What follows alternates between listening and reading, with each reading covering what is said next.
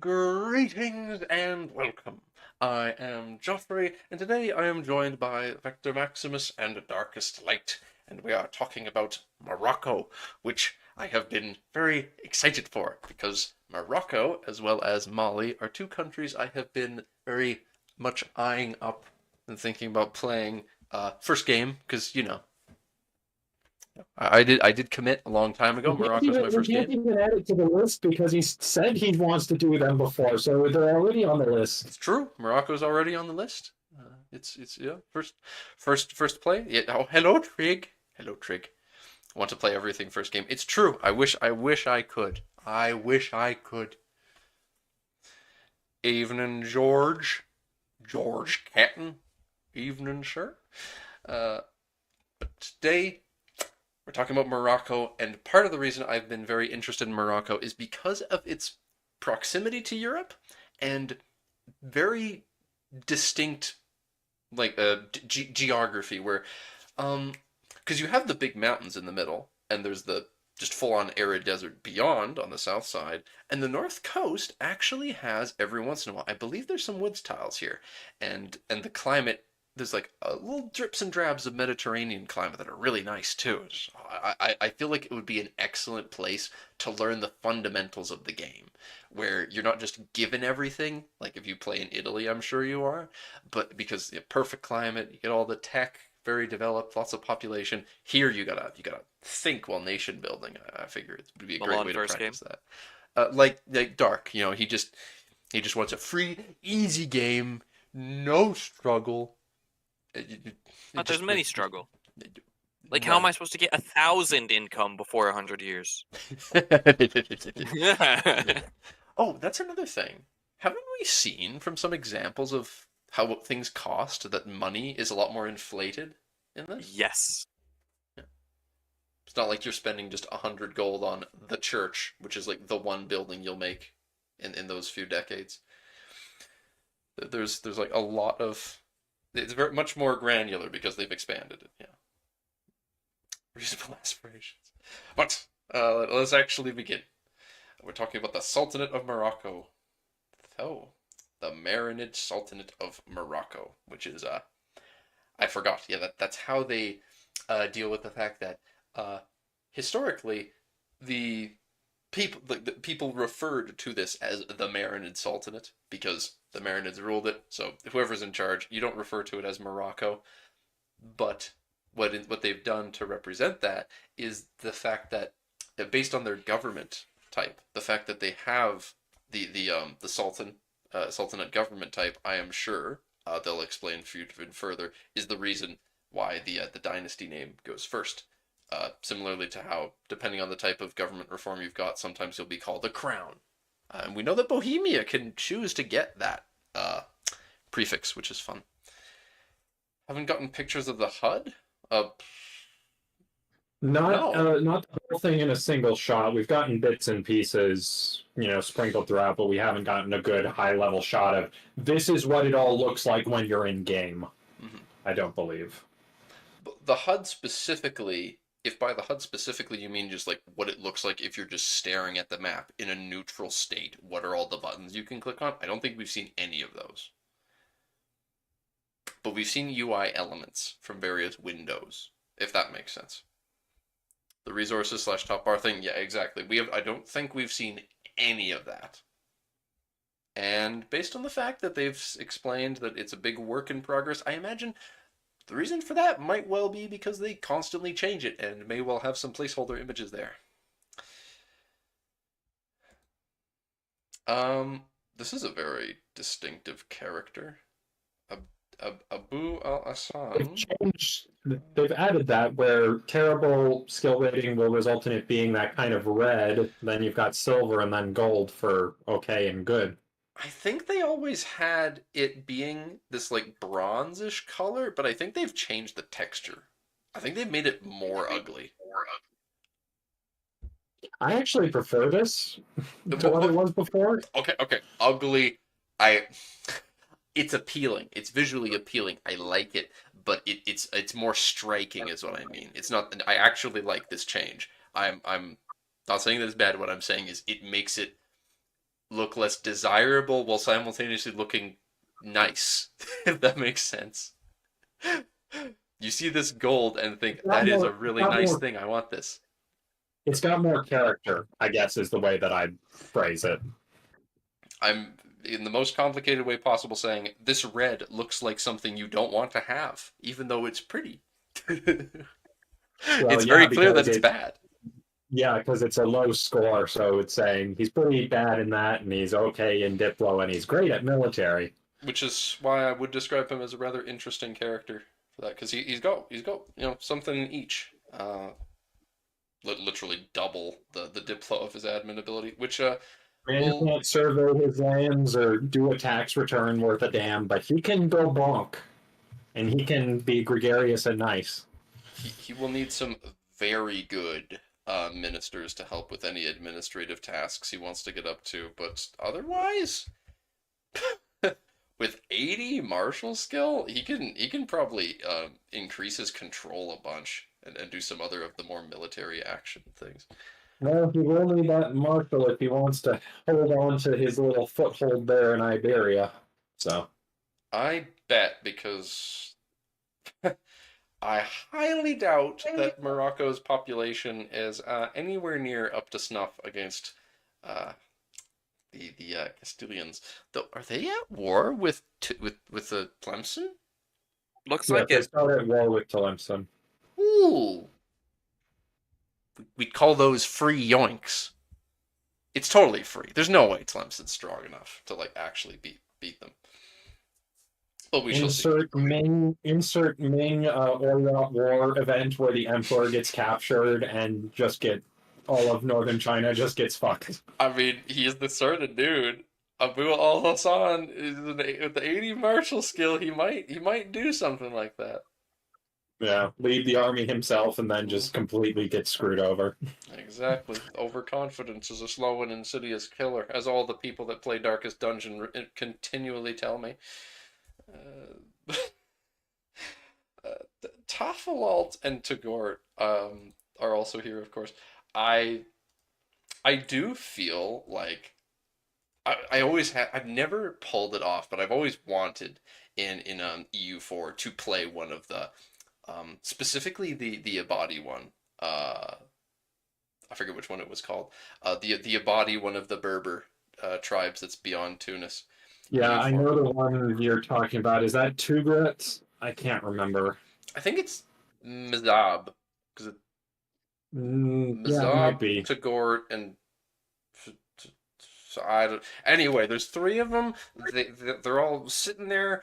But here there's more directions involved. It appears that because last we looked, Tafilalt and Tagort were all part of Morocco the last time we saw this map, and Morocco was literally bordering Mali. So this is different.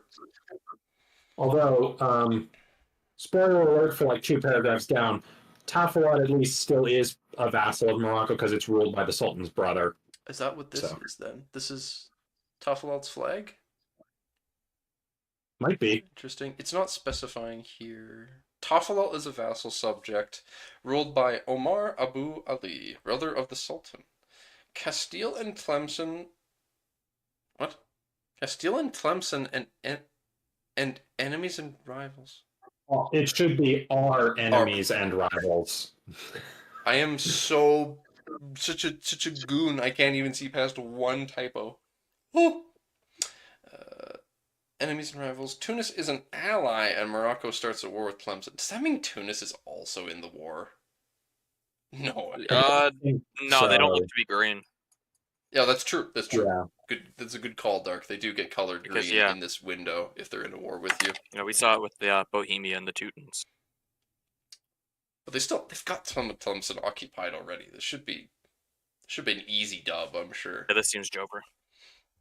And all of these. I don't see Tlemcen doing much in this other than getting wrecked.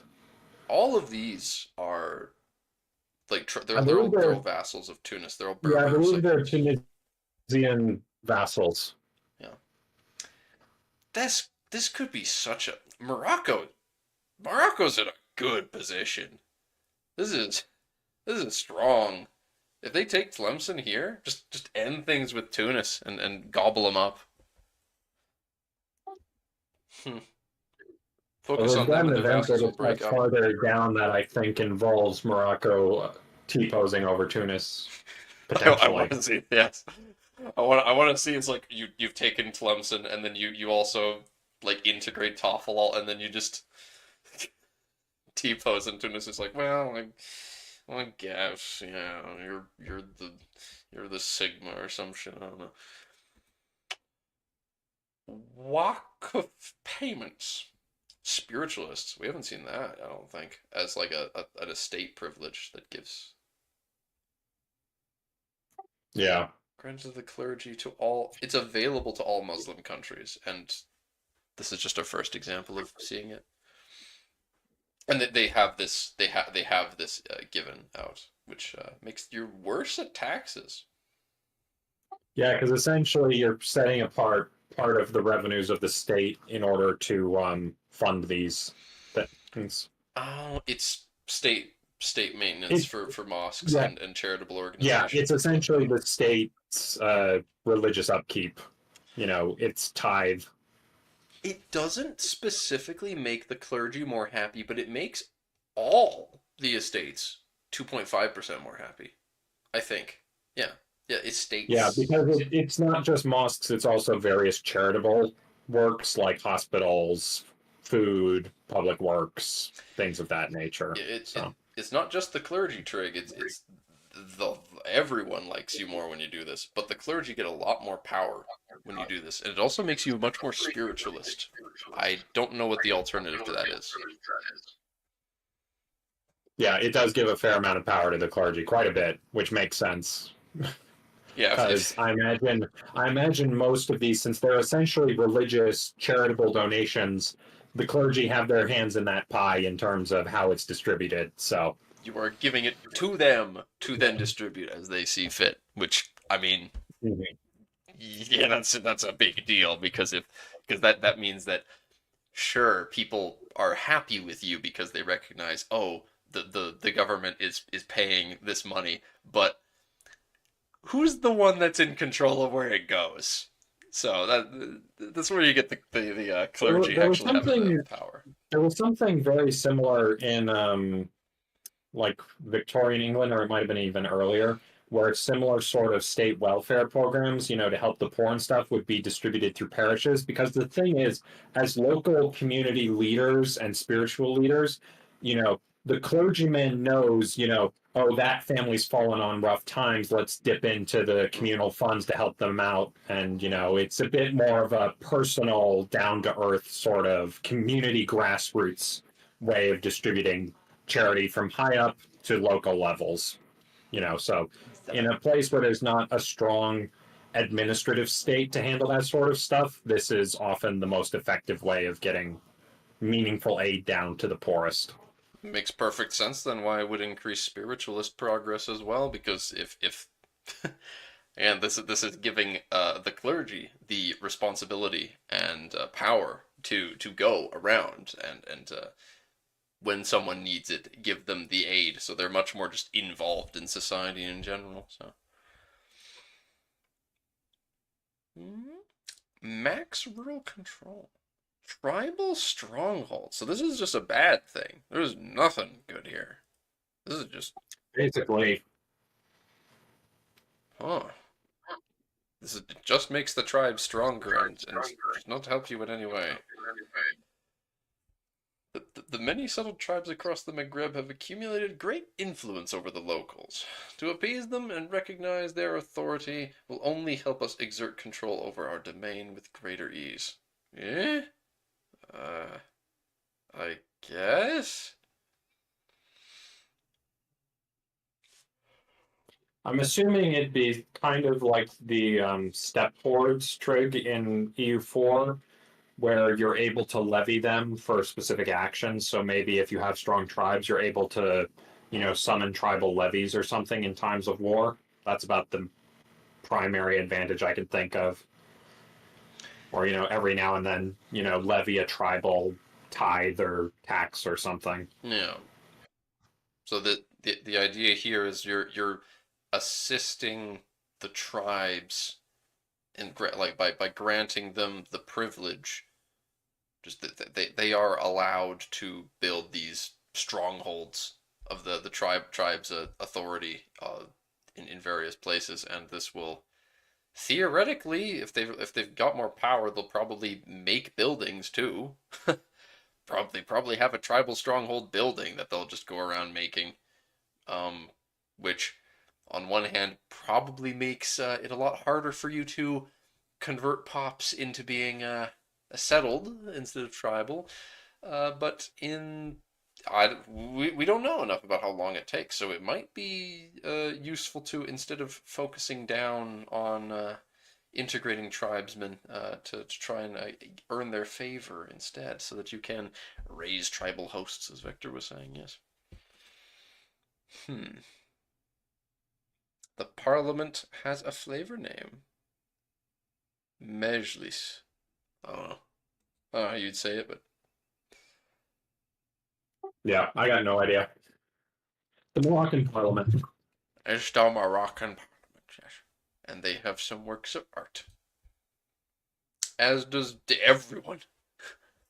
They got a couple mosques and writing, I guess. Does it? Yeah. Yeah, I guess. A Two, chronicle describing the development of the city of Fez. two in Marrakesh. Well, it is the capital. Also, the rulers of Al Maghrib, Al Aqsa, from the Idrisids to the Meridian dynasty. So it's a full chronicle of the development of the city as well as the rulers of Morocco as the various dynasties have come and gone. That's actually pretty interesting. Yeah, it'll be fun because these works of art essentially are the equivalent of like CK3 artifacts. So Yeah. I see us having a lot of fun playing around with these. I would like to, yeah, you toss in something, give it a creator. This person wrote it. This is how good it is. What type it is. Here's a little text about it. Where it's from. Tarkov's frozen lightning greatsword. Of course, it's a big ice lightning greatsword. Swing. I don't know what's if you could make the works of art, quote unquote, do things other than give cultural tradition and influence, but we shall see. Twice built mosque in Marrakesh. Almoravid architecture and an important landmark in the center of their city. The name derives from the booksellers that traded around the building. Huh. Two symbols of the rule. They're both Almoravid structures. Built not that long ago from each other, relatively speaking. Well, okay, 30 years, but still. Ooh.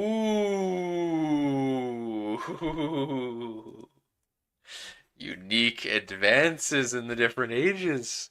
Age of traditions, they get coastal raiding. This is another thing I wasn't even thinking about. Can hire privateers, and privateers will raid for slaves. You may not have as large a population as your northern neighbors, but what if there was a way to help that along? Just yoink some pops real quick. I'm sure they won't mind. Just build a bigger navy. Yeah. Or however privateers work in that regard. But there are a lot of ways that people can get. There's a lot of ways that people can get privateers, but it is definitely handy for someone to just have access to it off rip like this. Zenata roots. Oh, well. Our country has a long tradition of raiding the coastlines for what it requires in the form of slaves, money, and all other good things in life. Wool output 25% for Zenata roots. This is the sort of thing that comes up a lot now, it seems, when it comes to the unique cultural stuff. Because these are like the equivalent of your national traditions in EU4, the two things you start with. you can raid and yoink pops. And then you just make a ton of wool. 25% is a lot. I I wonder how useful that is.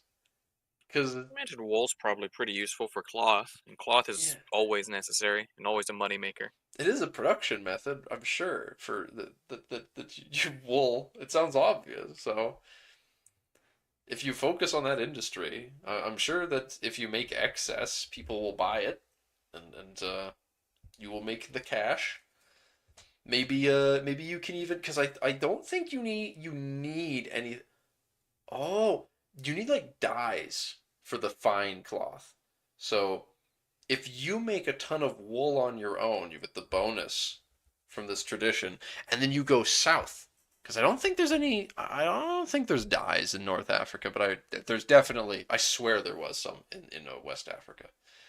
Um, so if you go down there, yoink, yoink Molly, you'll make a booming textile industry. Yes, yes. The most devastating of industries, the sweatshops. Ooh. Hmm. Gold. Oh, I wonder what this is about. Gold. I like. Gold! I love gold. Minting I threshold. love gold. Minting threshold is interesting though. They haven't explained what that is. Maybe they will in the Time comments. to debase the currency yet again. Mint all the gold. Oh, that's actually a good point. That's probably what it is. It's probably that you have a threshold for how much you can mint before you increase inflation. Yeah, Yeah, that exactly. actually makes sense. Yeah, because if you've got good sources of the raw metal, the purity of what you're minting remains high.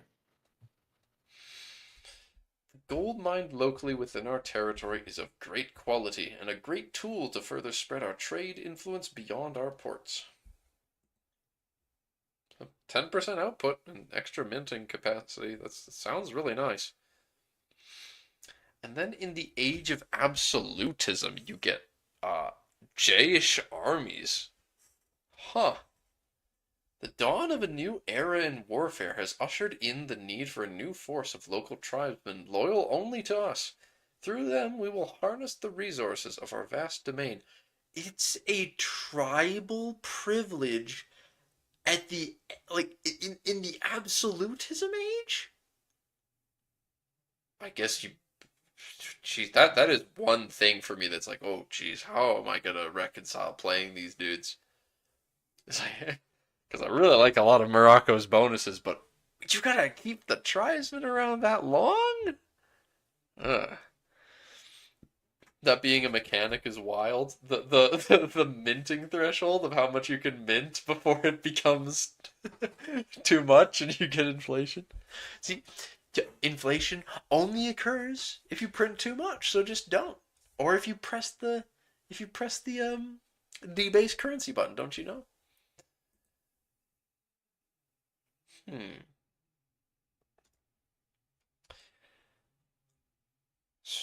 It does give satisfaction and a power boost. Progress towards quantity makes sense if it's like mass tribal levies, and reinforcement speed goes up. What I see under there black guard. Oh God, what the hell is that? Organized by the local administration to perform garrison and auxiliary duties, these men were hired to suppress local revolts and ensure the constant flow of reinforcements into our army, while suppressing rebellions in their home territories.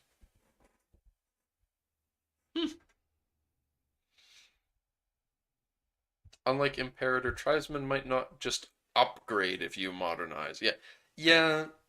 I imagine that you would need to do a pretty concerted effort to uproot the tribesmen, and just demolish the power of the estate. Because if you empower the estate, then they're probably not going to decrease in number. Yeah. And here you're just going to make them more powerful. So, oh God. I'm sure that like the places that you urbanize though will stay very urban. It sounds yeah, it sounds like the Morocco game plan will be a case of um you have your core cities that you build up, of course, but the rest of your country is like you want to focus on wool production and tribal stuff that you don't have as much control in. Hmm. The Black Guard. The Black Guard is an elite corps of former slaves raised since childhood to abide by a religious creed. They excel in archery, horsemanship, musketry, and masonry. These troops form the backbone of our army at a time when our people need protection the most. What the heck? What? Huh. Weight per strength.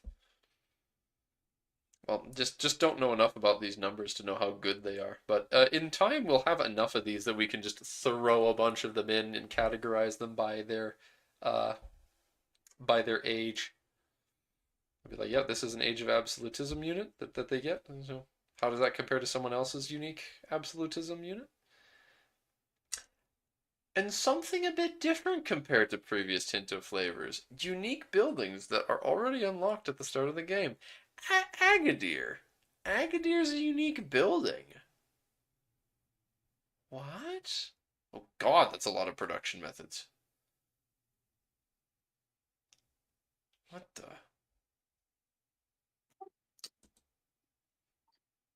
So it's a fort and a granary, I guess. Yep. A fortified communal granary traditionally built by the people of North Africa, built over hills, they will provide protection and a defense position for the surrounding farmlands and prairies. So this isn't a special building that already exists in a spot. This is, as they say, a unique building that is unlocked. So you can build these. Because there's a location called Agadir. But these are it's a building too.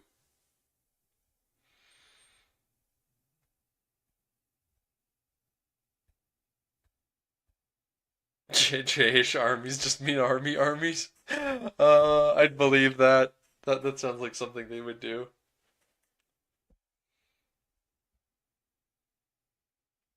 The yes, Sahara Desert. Yeah, yeah. You can actually compare it to other units they've already shown in Mali, so you can see the scale of change between ages. Yet Mali did show a fair few. They showed a fair few units in the Mali one, so that you're definitely not wrong there. I don't think they showed many European unique ones. I know the Italians They've had like shown a few, but not many. Like they've shown us the Tower of London, I believe. But oh, I'm talking about units. oh, They showed us like the units, not Italian buildings. militia as a like an Yeah. upgrade to the basic levies. But so okay, this it looks like a lot, but what does it actually break down to? Most of this is the same. It's just that you can use different food input. Okay. You can use corn. Or you can use potatoes and corn. That's so weird. You can't use only potatoes though. What is this? What if I want only This is potatoes? potato discrimination, and I will not stand for it. They're implying that a potato is not a complete breakfast. SMH. We obviously need to storm Spain, bring the enlightenment of the potato. This anti-starch propaganda will not be tolerated in my Agadir. Oh, yep. A Funduk. I've seen that building before. Oh, I recognize the name at least. There aren't enough hash browns in PDX Tinta. Hash browns are good. I want some hash browns now. You're making me hungry, which is a good thing because I never eat. I was literally just handed a plate with cheesy eggs and toast, so hash browns would be very fitting to go along with it. Thank you, Vector. That's just what I wanted to know. Is you're eating some delicious. Yeah, yeah. I want some cheese now too. Where's the cheese, huh? Why don't like cow You have like a pasture, livestock. Why doesn't it have a production method for cheese? Yeah, that's the real crime here. Why isn't cheese a need? Also, will they differentiate between lactose tolerant and lactose intolerant traditional cultures in EU5? Just like, I mean, yep, Muslim pops can't. Wait, no, Muslim pops do drink alcohol. I forget how they're dealing with that. I think they mentioned it at some point, the fact that the Muslim. No! Oh, Muslims don't use wine, but they'll use like beer because beer is just the like stuff like ale, uh, rum, all the, like those kinds of drinks. So like the sailors, Muslim sailors will still use like the beer resource, but like nobles don't use wine. Yeah, Yeah. basically, and the explanation from Johan was basically like, yeah, technically they aren't supposed to, but sailors are going to sailor and Yeah. drink. They it's they hold no gods but the sea and all that. As we all know, the sea is always right. The sea is always right, and when you step on board that man's ship, he is your god now. The only god on the ship is me, the captain. Hmm. Okay, okay. What have I been looking at here? Because this is if in the market center benefits, but we haven't seen one of this. We have not seen a building like this. We've seen lots of buildings that say if built in your capital, if it's in a capital, it gets these bonuses. This is different. This is the market center specifically. And I like that. I like the idea that there's buildings that can specifically be built and get bonuses from being in a market center.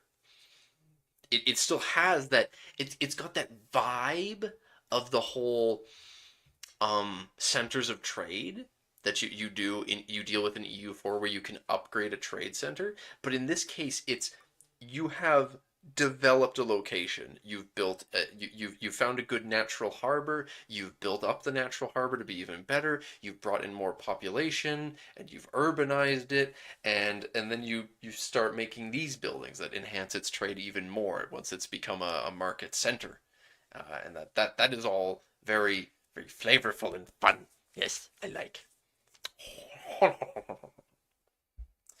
But all of these are really good boosts. The trade advantage. See, all of this. What one thing I need to say is for sure that all of this, the fact that this sort of building exists, definitely it helps me understand more of the how the kind of gameplay we're looking at works, where you as someone who controls a market center want to propagate that and like grab more locations to bring them into your market, and then you get money from it. But I didn't understand like how do you enforce that you get more of the profit from it? And well, here's how: you get buildings like this that will increase your trade advantage and capacity. So because you have a higher advantage, it means you're prioritized higher, which means that you're already the market owner, so that probably helps a lot. But with that on top of it, there's probably no one that goes before you at all. And then the higher trade capacity and burger trade capacity means that you will have more goods. You'll have a larger amount of goods that you can be trading, and you'll get to grab all those before other people do. There's a Saturday building for a market center too? No. It must be a recent one. I'm too good. I'm too good to miss one. I wouldn't have. I'm too smart. If I missed it, it was like yesterday. Literally yesterday, it would have had to been. In fact, I just know it. Not quite. An emporium, so probably the entreport is what you're referring to there. Yeah. An entreport. Market attraction. Ooh, trade capacity 5. This is an Age of Renaissance building too, so it's not immediate. You have to research this, but that's still really good. Those are some big numbers. 5 trade capacity is a very large number. Like the heaviest resource in the game is like elephants, which are 3, I think. Most things are 1 or less. Except like you get like stone, which is heavy and cumbersome to deliver. Yeah. I was I was kind of skipping over the 10% market attraction because yeah, that's also really nice. That's one thing I want to know is the thing. How much can you do in the way of, because we just don't know. We just don't know. But I want to know how much in the way of my nose is so itchy. How much can we build buildings in someone else's country or just like along the coast or something in our own lands that makes nearby places have a higher market attraction to our markets? That's one thing I want to know. How how much can you what are all I want to know all of the things you can do to try and pull someone's land into your markets. Hope you can give people buying from your node advantage. Imagine how cool MPs would be if you're England and you give a bunch of coins to the Dutch player to build some buildings for import priority. Give people buying from your node advantage. So you're saying you would like if there's a way that you could choose someone else to be prioritized for merchant activities in the region so that the English and the Dutch could cooperate? No, that's just ridiculous. How preposterous.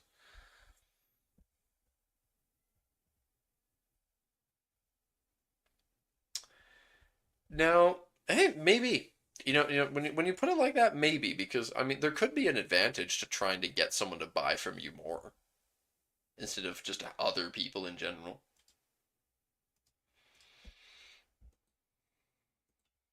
Could be.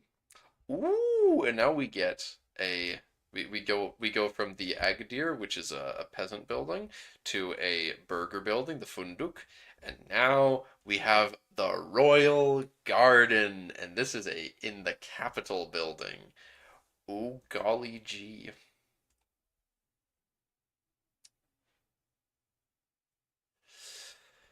So this is a traditions. This is an Age of Traditions building. You can tell by the symbol they've got up there. So this is something that Morocco has at Game Start the ability to make, and yeah, when it comes to costs, this is just 750 gold. This is yeah. Production methods. Yeah. Just a little bit of a lot of things, but hey, glass. I keep saying the sand meta. You need to corner the sand market so that you can make better glass, and then with the glass you sell it to everyone because they got their expensive ass glass pane church window things reflectiveness. I don't know, whatever it's called, stained glass windows.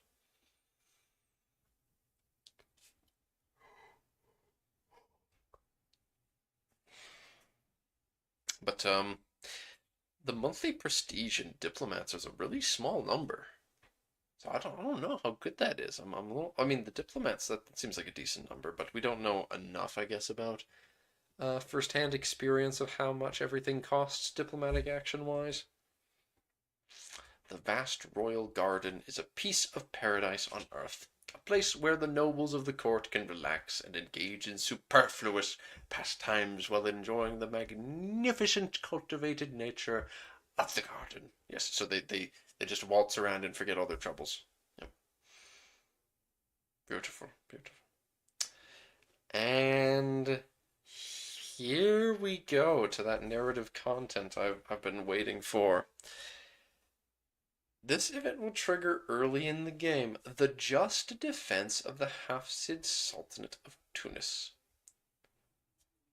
Since the marriage of our dear ruler, Sultan Abu al-Hassan, that's a big name, oh wow, to the Hafsid princess, Fatima Hafsid, An alliance was formed between the two dynasties.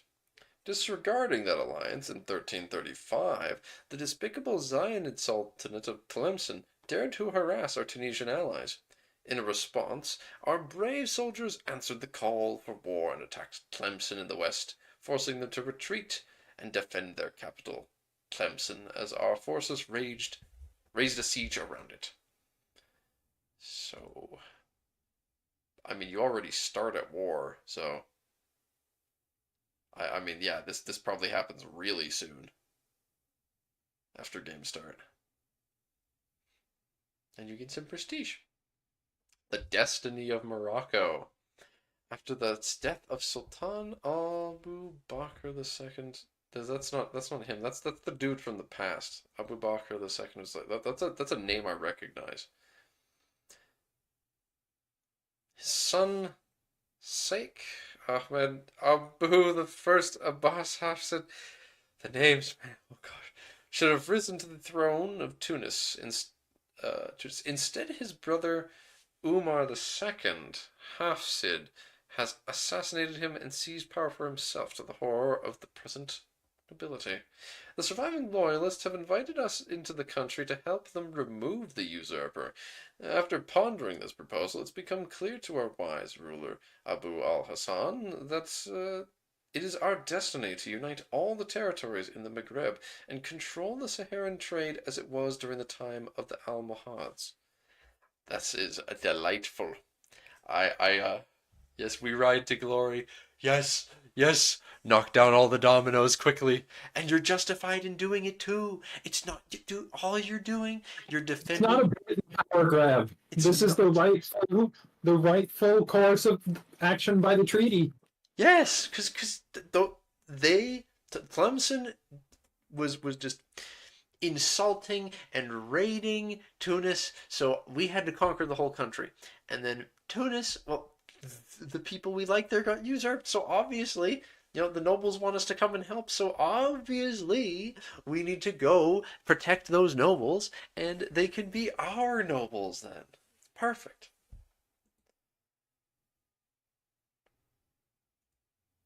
The nobility invited us into the country is a wild way to simplify what that entails. The nobles just said, "Hey, we don't like the Lord. He's a usurper. You come." That's all that anyone needs to know. Just write in the history books. There was a usurper. We were chill with the previous ruler. The nobles don't like the current ruler. They want us to come and free them, so we freed them. And now there are nobles, and they feel they're so much more free now. It's perfect. We ride. Victors indeed. and the You victors do will not be know Morocco. it was actually the Moroccans who assassinated the son so that they would have an excuse. They just pinned it on the brother. Is that true, or are you just? Oh, I'm just bullshitting. That sounds believable, though. Yeah, that's my point. It does sound believable. We will simply walk to Tunis in triumph and cheers. Everyone will rejoice, and if anyone doesn't rejoice and they dare be in our way, then Everybody will be home in time to go on Hajj. be home in time for Hajj. Oh no. The Banu Marin. For decades, the local strongmen across the Maghreb have relied on strong and influential tribes to assert control and safeguard the trade routes. One such tribe is the Banu Marin. Originally, they emerged from the ashes of the previous Moroccan dynasty and occupied Meknes in 1245. Due to their descent from our northeastern territories and the proximity to the hostilities between our people and the rulers of Iberia, they once made up much of our army. Despite their military prowess, however, they spend most of their time with their families, as shepherds of great sheep flocks. Oh, wow, they're really good at fighting, but all they want to do is just farm, and tend to their sheep, and spend time with their families. An event scroll bar. Bring forth the shock collar. Vector, Vector. After I saw the event chain for Bone Tig, are you sure you have that leg to stand on anymore? I'm allowed to be a hypocrite. No one says you can't be a hypocrite when it suits you, yes. This is rules for them. They can't do this. That's when you bring out the shock collar. So we can accommodate them or cannot depend on a remote and unruly tribes. Every owned location with wool will gain the trade with the Banu Marian modifier. We become 33 towards traditional economy, which gives capital economy growth, and the burghers will become a grouchy. But if we choose to not rely on those uncontrollable tribes, we gain less capital economy? No, just an instant boost to capital economy. Okay.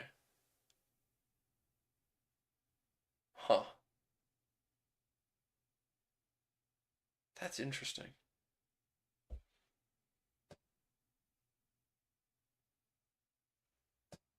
Just one massive paragraph. Well, at least this one isn't that, yes. In 1350. That's not long. That is not long into the game still. Widely heralded as one of the world's best philosopher. Ah, he truly is one of the world's best philosopher. Yes, he's offered to sponsor work. He is prestigious. Power in the wrong hands. The slow decay of authority and splendor is observed only when it is too late. Such is the case with Abu al-Hassan, whose failed attempts to curb the power of the Umara has led them to completely take over every important facet of our government. Oh. Oh. Ew. Who's the Umara? Are those the priests? Who are they? What the? Oh, powerful vizierships. Oh. Powerful vizierships government reformed.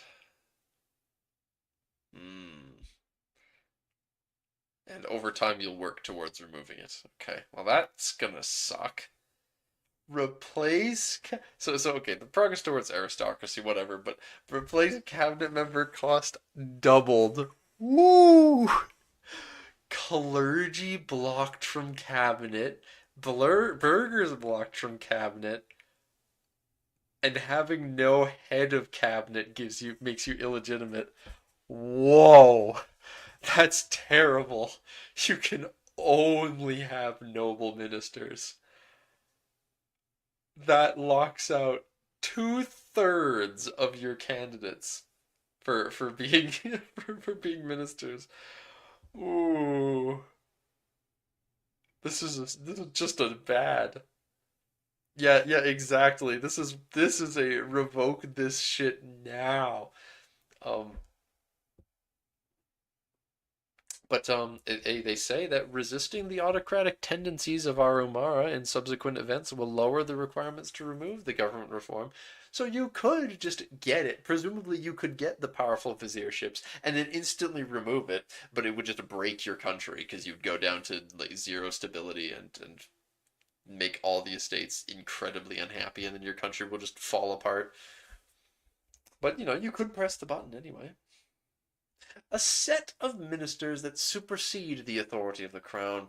These officials hold a firm grip on the power, whilst the Sultan is but a mere puppet. Womp womp. Womp womp. And much, much more content, including a mid-game one regarding the golden age of the Saadi dynasty. But that's all for today. Next week we'll be taking a look at the content for one of my favorite countries to play test, Hungary. Ooh, I Black bet. Army, Black Army. Yes, yes, Misty's gonna like that one. give Black Army. Mystarian needs to be alerted to this. Anjou unification. Black Army, Order of the Dragon, Biblioteca. Yeah, those are the big ones I can think of off the top of my head. I only knew about the first two. Also, that big gold mine that they've got in Slovakia in EU4. I'm assuming there'll be something related to that too. There's no way they don't still. There's no way. Oh, this is the tab for that. Into maps. So Maghreb feedback and Carpathia and Balkans feedback. Does it show goods anywhere here? Yeah, I did want to see goods. There is dyes. There's actually quite a bit of dyes up here. Oh, We got some good stuff. yeah, they are zooming up here, dude. With all like here, I was thinking they need to go south to get to get the ability to make their fine cloth. Hell, they don't need to go anywhere. They got cotton. They got dyes. They're set. Make any you want cotton cloth? You want cotton clothes? You want wool clothes? You want leather clothes? Pick. Here's some dye to dump on them, and here's some mercury to make you to live forever. I mean, cotton does feel a lot finer than wool. Well, one's cheaper though. Yeah, but in terms of quality, I don't know. That's a yeah. I bet it's probably a lot easier to make fine. In fact, maybe you can't even make fine cloth with wool. Maybe it's only a cotton thing, but I don't know. Doesn't matter though. Because Protest because my winter jacket is wool and it is very nice. It is possible to do it. How much synthetic fibers do they have in that wool jacket? 0. Oh, I checked. It was pricey. It cost me like $700, but so I paid out the nose for it. But it's phenomenal quality. I don't know. I'm kind of a cotton stan. cotton's got some problems too, though, because it's like so cotton's more easy to damage, and wool gets waterlogged. Is that it? Hmm. Depends on how you treat the wool. Like my wool jacket's basically waterproof. Well, Trig, I live in Texas, so not a cold climate. Yeah, it's super warm. It's great for the cold weather here. Oh, It's a long trench coat, so another reason why it costs so damn much. it is the okay dye. Yeah, they changed. So they changed the dye maker, I guess. No, they didn't. Yeah, that is the same. Just the UI of it. Huh. But I did know. I swore that there was a fine cloth thing that I'd seen recently, and this is specifically cotton. I'm pretty sure. Yeah, this is cotton, and this is cloth.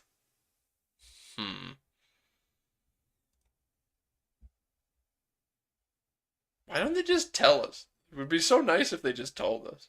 But yeah, that's a long time though. That's an absolutism building. You can't make fine cloth for a long time.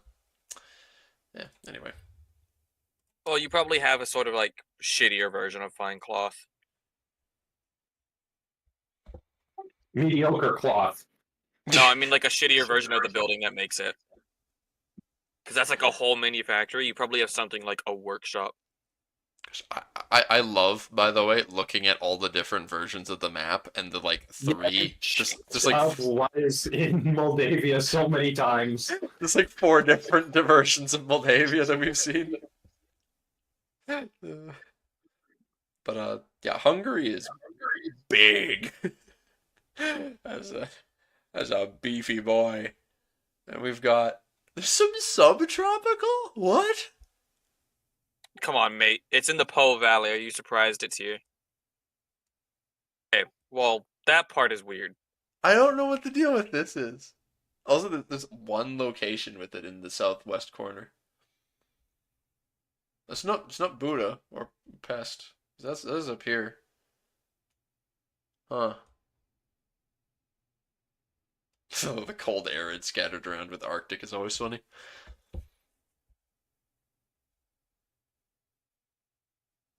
And now we're debating cashmere wool. You're talking what's better, cotton or wool, and these copers think wool is better than the superior cotton. This is the realm of the subjective. I have some really nice wool clothes, okay? Moist. I wonder how Misty feels about this. You can follow the wetlands. An entire band of wetlands. This is like a country I would make in the HRE. The borders of these wetlands. God, that's awful. Wetlandia. Yeah, exactly. With the exclaves included. All in like Bessarabia and stuff too.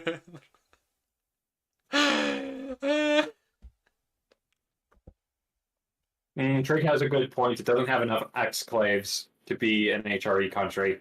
That's Yeah, only it doesn't. three. It's too continuous. What if you include the one in Italy? Is that enough? It's starting to get there. Jury's still out.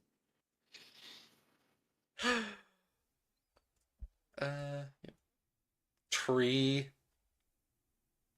farms.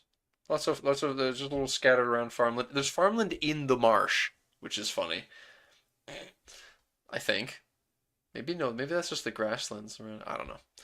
But the thing that I'm really fiending for is, I mean, the culture is always funny to look at, but it's German language, yeah.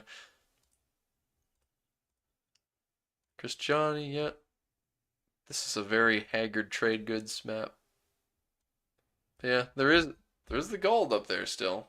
Gold and silver and gems. Slovakia is loaded.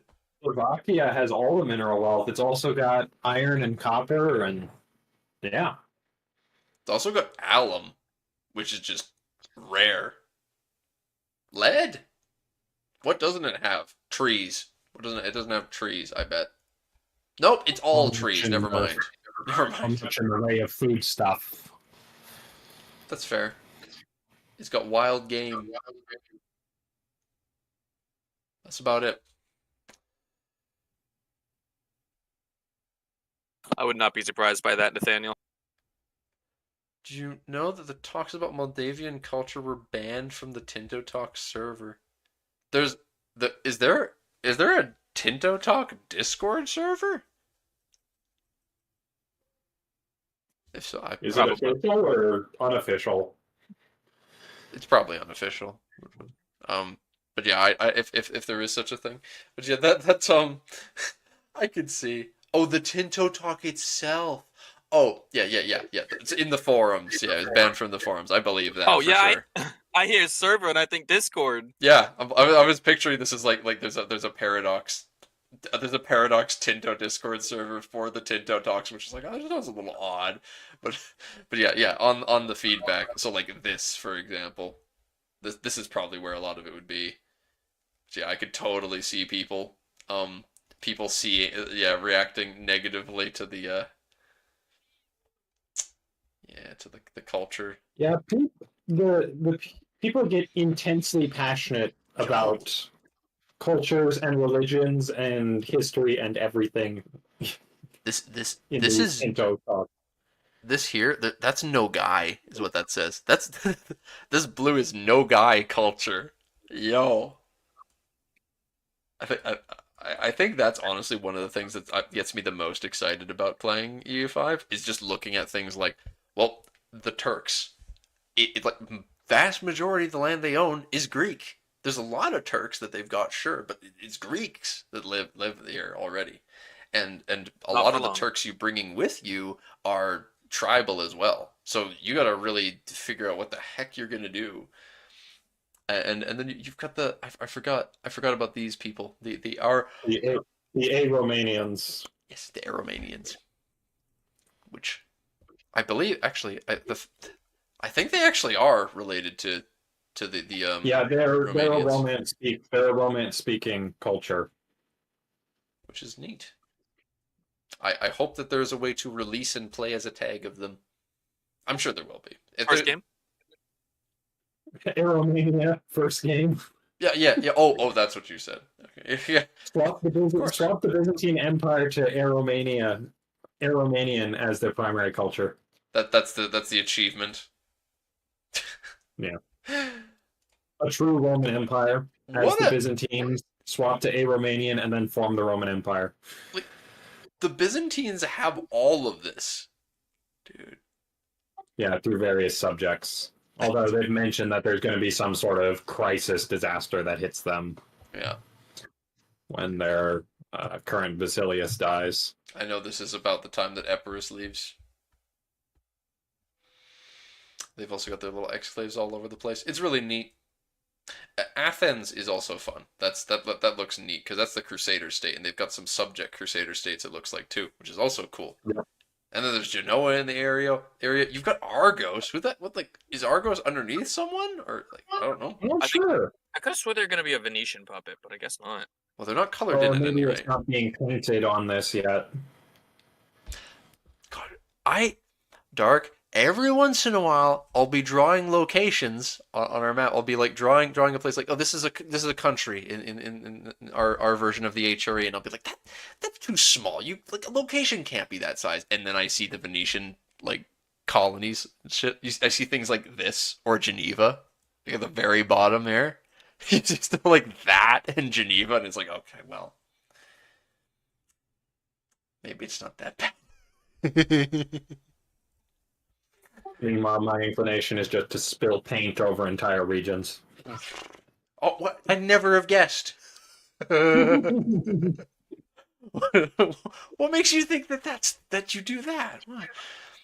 No idea. And then Joffrey has to go in with a crowbar later and be like, how can we break this up? Literally any time you've drawn something, it's like, alright, he's drawn this, he's put this big old block down. It's like, alright, hammer and tongs are gonna just like, crack this open like it's a lobster or something. I don't know. Do people do that? People do that with lobsters, I think. Like break. I don't really eat lobsters, so I wouldn't know. It sounds right. Sounds right. That's what the cracks are going to do with the invading lobsters once their civil war is done. Fucking lobsters. I don't even know why I look at these anymore. I just it's just always awful, man. Okay. There's just nothing. There's got to be at least something that's we can skim off of the flavor here. That could be worth commenting on. Republic of Sale. Oh, the Republic of Sale is going to be a thing. That's always fun. Love me tiny little pirate haven. Pirate Republic. So I'm assuming they're going to have something about pirate republics eventually. Mm-hmm.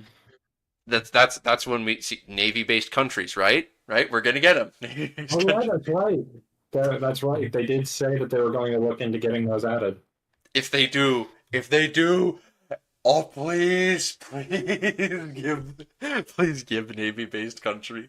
I have no idea what the fuck I'd do with it, but I would do so much. A great lobster pirate confederacy. Exactly. Actually, I take it back. I've got like 5 different ideas already of what I'd do with it.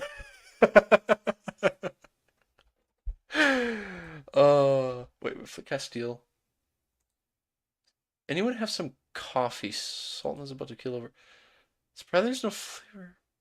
The Reconquista. Wait.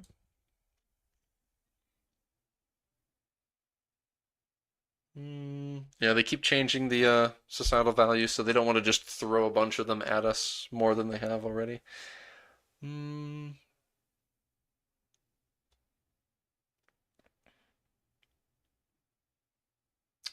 Idrisid Restoration. Ooh, I like that. That sounds fun if there's a chance for the Idrisids to come back. Arab Muslim dynasty from 788 to 974. Traditionally considered to be the founders of the first Moroccan state. Interesting. I didn't remember that they were that important. I knew they were a big deal and that they're from old, but I didn't know that's how important it was. Yeah, apparently it was them who introduced Islam to Morocco. Oh wow. Oh, so they came with the boys. Yeah. uh, but yeah, tribal pops are the majority. In Morocco at GameStar, that's far from a surprise. Uh, 2 watt starts as a subject of Tafalal? What? What? Yeah, we've got subjects of subjects. Dude, this really is just Mayo and taxes. I need to just load up at Mayo and taxes after this just because, man. This is one. I never play Mayo and taxes, but I like to load it up and look at the map sometimes. uh, Tunis flag. Yeah, I gotta be honest, I appreciate the historical accuracy. It's going to take me a little while to adjust to it. I'm so used to the EU4 flag for Tunis. Yeah, it's like yeah. Brown with black horse. That's all I know. Actually, that's a lie. I've played lots of games, like mods for Medieval 2, for example, that add Tunis with the half sids. Half sids? I think it is the half sids that are in it. Yeah, the half sids. And yeah, the half sids as a playable faction. One of the Medieval 2, it's like stainless steel. Might be the titanium submod for stainless steel though. I don't know. But anyway, I played that, for example. They got a completely different flag there. But yeah, I do like that it is interesting. I wonder how easy it is for someone like if you're doing slave raids, how easy it is for you to have those pops stop being slaves. Because I could imagine it being potentially very handy for you to yoink other people's pops and then have them assimilate and promote to be more useful things. I also wonder, thinking about kooky, weird strats, is to abduct people from the slave things and then use them to either culturally or religiously convert your country to something else. Huh. It feels like it'd be pretty damn convoluted, but it's a funny thought. It sounds like something someone would do. Someone would find a way to be playing Morocco. It's like, listen, guys, this is how you become Irish as Morocco. First, you must steal all of the Irishmen, and then you bring them all to Marrakesh, and you kick out everyone that isn't an Irish slave from Marrakesh, and then it causes a slave revolt. And Or along the similar thing, as Tunis, because I'm assuming they'll have access to the similar raids. Go up to Germany, raid for Germans, bring them back, and reestablish the Vandal Kingdom. there you go. No. No. Imagine getting a game over because a hurricane level 5 hit your literal country fleet and everything sunk. It'd certainly be an interesting game over. It would be an interesting game over. In particular. And I can load it up with my PC combusting. I'll have you know that this entire time I've had a very, very, very, very, very large GIMP file open and it's still working properly. I have way too much RAM on my computer. And it's still not enough for GIMP to be happy, but it's How much RAM? I don't remember. I always undersell it. I always assume I have less than I do. Terabyte of RAM. Yes. Could you imagine? No, I can't. What does that even mean? 32 gigabytes I got. I have 16. I think that's how much Villain has too. I was shit And I think talking him some the entire time people- we were playing Warhammer. I think some people run around with like 128 or something stupid. Okay, I don't have that much. I have a lot, but like, come on, it's ridiculous. And once you become Irish, the name of your country changes to MC Rocco. Morocco instead of Morocco. Mick Rocco. Ba-da-ba-ba-ba.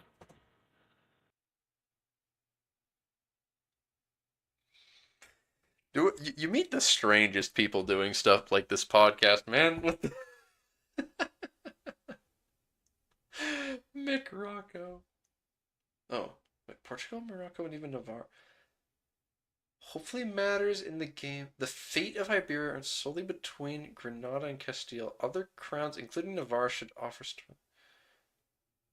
Andorra Reconquista. Yeah, there we go. Theocratic From the bishop. Iberia. I'm all here for theocratic Iberia. Let's just go. I mean, that was the first thing I said was going to be my first playthrough, was Navarra. Or, not Navarra, Andorra. The worst one.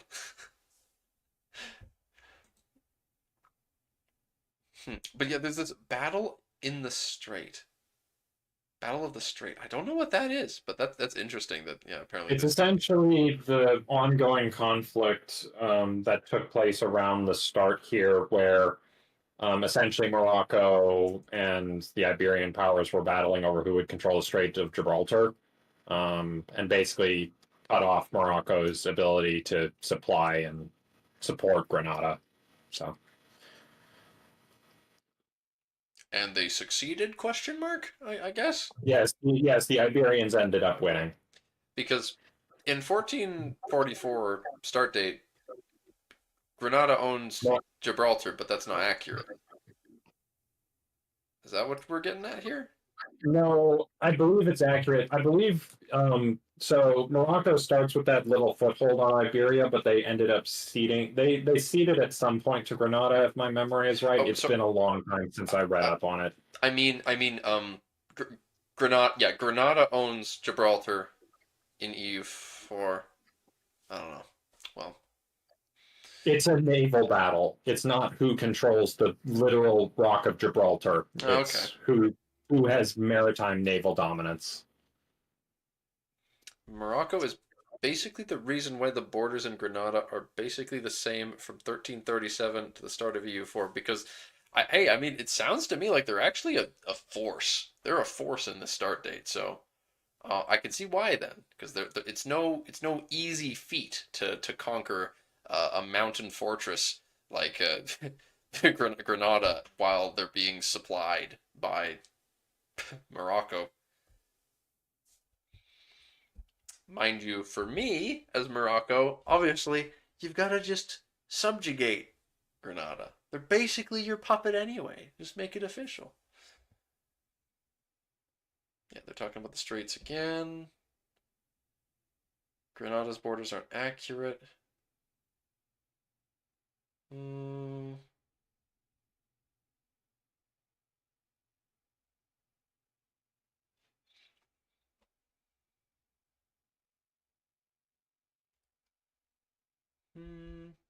Oh, what was that last bit? There's a way to actively counter the weather being coastal. Okay. Probably just something like the coastal fortifications you can build in EU4. Exerting control and unifying the tribes. One of the challenges for Morocco is reining in the tribesmen. Yes. Well, it sounds like it's not only a challenge, it's something you don't necessarily want to completely do because they got useful, they get unique stuff for the tribesmen later in the game. So, I don't know. Well. With that, though, I believe that's more or less what there is to be talked about today. So, I think we can wrap this up here.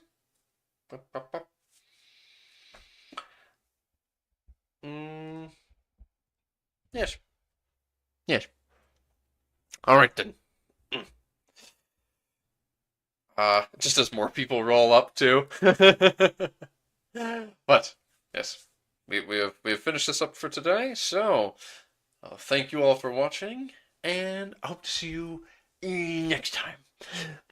Bye bye. Bye bye.